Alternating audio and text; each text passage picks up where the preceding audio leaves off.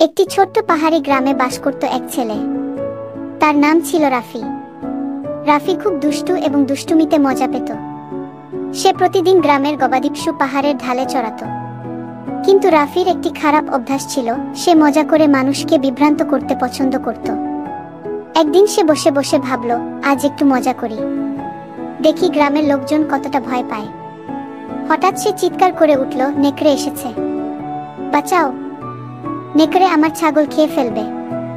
গ্রামের লোকজন যা শুনে সঙ্গে সঙ্গে দৌড়ে এলো লাঠি হাতে। তারা দৌড়ে এসে দেখে কোনো নেকড়েই নেই, শুধু রাফি মাটিতে গড়াগড়ি খাচ্ছে হেসে। এক বৃদ্ধ বলল, তুমি আমাদের সাথে এমন মজা করছো? এটা কোনো খেলা না। রাফি হেসে বলল, তোমাদের মিথ্যে বলে ডেকে এনে আমি খুব মজা পেলাম। লোকজন রেগে গেলেও ভাবল বাচ্চা ছেলে হয়তো একবারই করেছে। কিন্তু কয়েকদিন পর আবার রাফি সেই একই কাজ করল। সে আবার চিৎকার করতে লাগলো, বাঁচাও, নেকড়ে আমার ছাগল নিয়ে যাচ্ছে, কেউ কি নেই, আমাকে বাঁচাও। গ্রামের লোকেরা প্রথমে সন্দেহ করলেও আবারও ছুটে এলো। এবারও কোনো নেকড়ে নেই। আবারও আগের বারের মতো হাসতে লাগল রাফি। এক গ্রামবাসী রেগে গিয়ে বলল, তুমি যদি আবার মিথ্যে বলো, আর যদি নেকড়ে তোমাকে বা তোমার ভেড়া খেয়ে ফেলে, কেউ আসবে না কিন্তু, মনে রেখো। রাফি বলল, আচ্ছা আচ্ছা, আর করব না। কিন্তু তার মুখে ছিল হাসি। একদিন সত্যি সত্যি এক নেকড়ে পাহাড়ি ঝোপ থেকে বেরিয়ে এলো।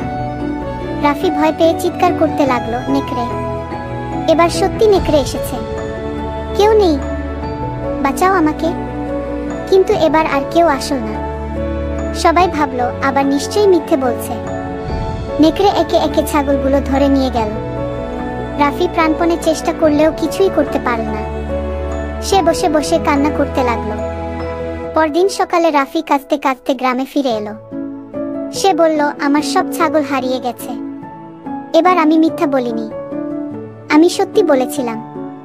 বৃদ্ধ লোকটি বলল, তুমি যদি বারবার মিথ্যে না বলতে, তবে আমরা বিশ্বাস করতাম। এখন বুঝছো মিথ্যার ফল কত ভয়াবহ হতে পারে।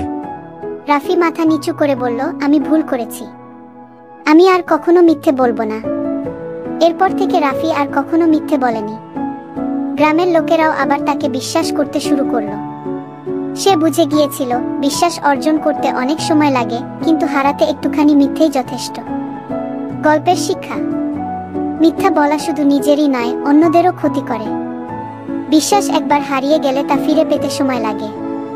তাই সবসময় সত্য কথা বলাই সবচেয়ে ভালো কাজ।